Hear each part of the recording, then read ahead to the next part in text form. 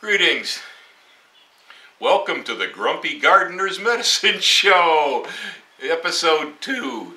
Episode 1 got quite a bit of reaction. It seems all positive. I am working my way through all those emails. I haven't gotten through them yet, but honest, I will respond and reply to everybody soon enough. It's a busy world. I got a lot of things to do, and I'm still moving a little slow. But, check this out. See that right there? Yeehaw! Yeah! Yeah, I'm not ready to do a polka yet, or definitely no hula, but feeling better. So, I say all your cards and letters, your emails, your good wishes, to some extent your medical advice too. Definitely a couple of things, that came up that were important. One is just reminding myself I'm getting old. That's the way it goes. The other is, I think somebody mentioned to me, are you drinking enough water? I did conclude that I haven't been, and so I've started drinking ridiculous amounts of water. Of course, if it's hard to get up and walk on a foot, it's real hard to get to the men's room, and so the more water I drink, you get the idea. So I was kind of limiting my intake of fluids, and I have increased that dramatically. The swelling is going down. I went back to drinking tart cherry juice all the time. And so I'm thanking all you. It's been very positive, and consequently, due to your resounding response on this, what I consider to be a nutty idea, the garden guy doing a show about medicine, what do I know about medicine? That we're doing number 2 here. And this is very much, all right, this is very much a symbiotic relationship as being no medical expert whatsoever, but being a good gardener, right? And being a guy who truly believes in the values of just good, healthy lifestyles, medicinal plants, growing your own medicinal plants, and so on, rather than relying on big pharma, and also thinking that our system of medicine for profit is and that we really need to address that. I got a lot of support on that idea. I'm glad to hear there's a few other people out there that don't find it objectionable. There was a statistic that came up recently, though, and I had discussed it, about the increase in the suicide rate. Well, it's kind of a mystery to me, although I will admit, hobbling down the hallway the other day with my foot just killing me and my knee hurting, and realizing this is all so much a product of age and all, I had a brief moment where I kind of wished it was time to be out of here. I was sick of this old body. Lucky for me, I'm getting over it, but I do have to realize that it's a slow downhill decline, and doctors and undertakers wink as they pass in the street. If you could just kind of get up one day and fall over flat on your face and it's all over with, life would be simple, but that's not the way it usually works for us. And we oftentimes linger on, suffering, gradually decomposing as microbes eat us alive from the inside out. It's a pretty disgusting process, aging. If only as teenagers and as young people we realized, that taking care of the corpse was going to be a great idea. It might hold together better, but in youth we're invincible. But not everybody's invincible, apparently, because the number of teenage suicides it's huge. I had to go in and look for some statistics here to verify this, and it appears that in young people, out to the age of about 25 or so, that suicide, taking your own life, is the number 2 cause of death. Wow! You're barely even getting a shot at looking at what the world's like. It really, trust me, anybody out there who's under 25 right now and happens to be watching this, I'm over 65 and going towards 70. Ain't nothing that starts to happen yet. You're only beginning to get the ground floor of life, and as far as understandings, wisdom, and a grip on the planet, under 25, your brain isn't even done growing yet. I'm serious, because I remember what it was like to a certain extent, although I maybe am beginning to lose my memory today. The body begins to fail, but wisdom and knowledge can grow over time, and we begin to see things about life that we never understood when we were younger. And here's the cruel irony of it all. It's the honest to God truth. Wisdom ordinarily does grow with age. If you don't let your brain calcify and fossilize, so you think you know it all, which some people do this, and they stop learning. But if you don't stop learning and you continue to see the world as a challenge as you grow older and older, many of the lessons of life become so clear with age. You begin to see things that you never could have seen when you were younger. And about the time where you really get life worked out, so you really got it figured and you know how to live, then you just fall over dead. It's an irony. It's the cruelest joke of life, but it's true. The mind, the wisdom, the consciousness does tend to grow. At the same time, the body deteriorates, and they cross over at some point, and eventually we all just drop dead. Nobody gets out of here alive. So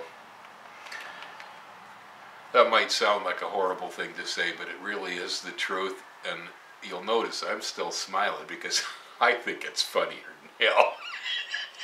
I really do. The universe is somewhat of a joke, and the classic Greek tragedy of the smiling and the frowning masks, it's life. That's the way it is, and it's no other way than that. Anywho, like I said, statistics, I'm finding out that 1 in 12 young people in the last 10 years, 1 in 12 people under 25 are committing suicide. 1 in 12. And it's the second leading cause of death, as I stated already. Now, I'm thinking back, for what I can remember, of having gone to school in the 50s and 1960s, and there were people in my classes that died. Vast majority of them were car accidents. A lot of times it was drunken car accidents during prom. Lost a lot of them one year.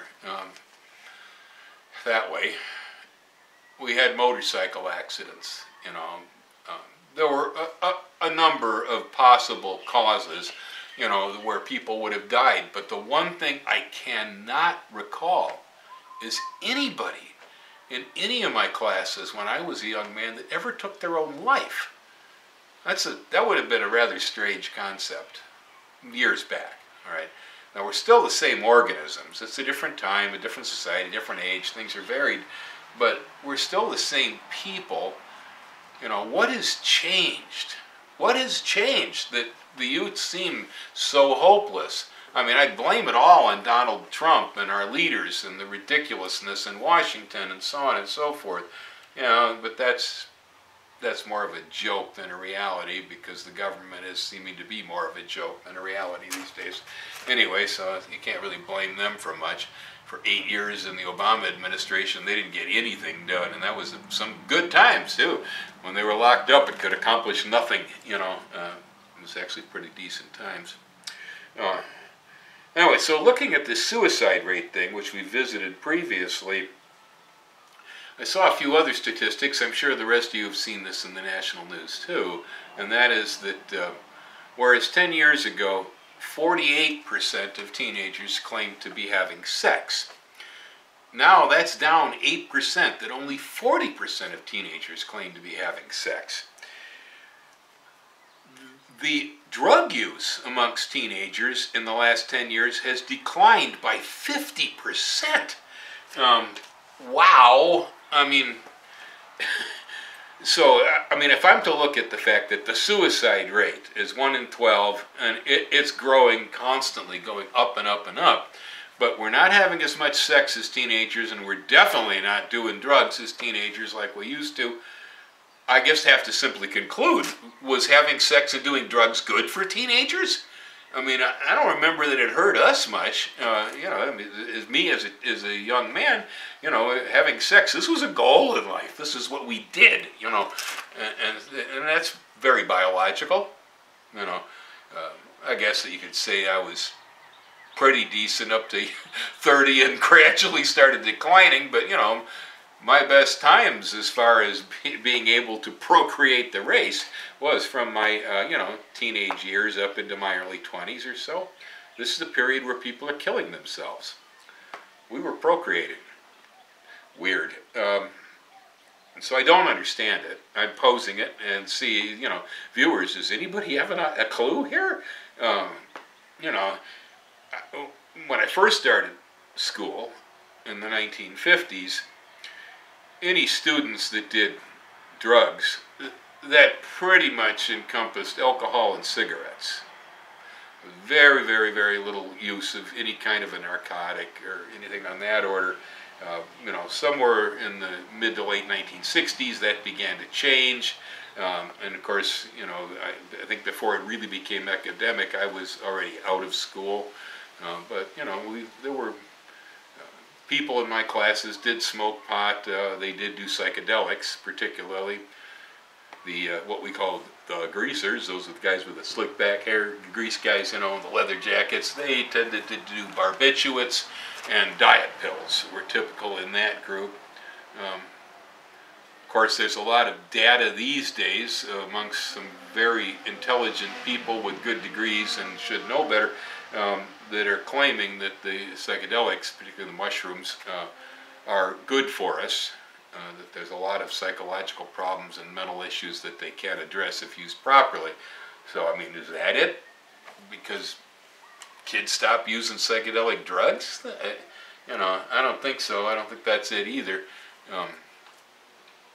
Certainly, I think spending more time bouncing on the back seat of a car was probably better for most of us, although you could have unwanted pregnancies, than social media is. Social media statistics are something I have yet to look up to correlate with this, but I actually believe that social media and our technology may very much be at the source of what this problem is. It could certainly cause the 8% decline in having sex, because if you're staring at a screen, you can't have sex with the person who's next to you. We didn't have screens to stare at. We stared at each other. And, as teenagers, we stared at each other, we got horny, and we had sex. But when you're on a screen, things are removed. Everything is somehow distant. The distance, I think, hurts us. But then the social media thing, bullying has become a massive thing. I was bullied when I was in school. Badly, in fact, because I was an odd child, and it wasn't until I learned how to play rock and roll in high school that I suddenly got approval. People stopped pushing me around because I could play one heck of a guitar, all right? And that was a big deal. I had status because I could play guitar. And so, the bullying stopped for me somewhere after sophomore year, I guess. But even so, back in those days, at the worst, maybe there were 3 or 4, even up to 6 people that might start pushing you around, hitting you in the face and so on, and sometimes there were more of them than you could deal with, and so you ended up getting beat. If it was one-on-one, don't mess with me. I warn you. I've laid many people out flat and wish they'd never tried to push against me. Lived in a bad neighborhood, grew up that way. But when I look at social media today, and when somebody starts bullying a kid on social media, you get people chime in from Istanbul and go, yeah, he's a turkey, and they chime in from Tokyo. This can come from everywhere, from everywhere. It's massive. Occasionally it happens to me just a little bit on YouTube when I say something that people don't like. I get ganged, and well, can't fool me. I'm too old. I know who I am. I know what I'm worth, and you can't intimidate me. I'm a very stable character. I have been described as an old oak tree with his roots way down in the earth, and it's pretty true. You can't fool me into thinking that I am less than I know I am, and so. But that doesn't happen with the youth. The youth are still forming, their opinions of themselves and their personal character and all. And you can beat that right out of them, and they'll feel totally worthless. So it's possible that digital technology and social media is at least partially involved in these suicide statistics, and probably involved in the decline in sex. Now, as far as the 50% reduction in drug use, I think it's because we're not qualifying the smartphone as a drug yet. And I have a feeling what's happened is we're not doing magic mushrooms or smoking pot, you know, or popping downers. We're on this thing all the time. I think that may be what it's all about, and I suspect that we're probably less side effects to LSD than there are to smartphones, and maybe if we start including the smartphone in the drug statistics, or at least using it in that way, we might see what's going on here. I'm not sure. Anyway, the Grumpy Gardener is throwing his cane around. I'm not dancing yet, but I feel better, and I thank all of you for your support. And if you got any comments and questions about it, I don't know about the questions. Don't ask me. I don't know. Remember, this is a mutual relationship here. Maybe you all can tell me what you think. If you have any insight at it, you got any ideas, hey, put it out there, you know. We'll pick it up next time around. Give me the information I need and we'll talk it down. Thanks a lot for watching. I'm not nearly as grumpy as I pretend to be. Aloha. Later.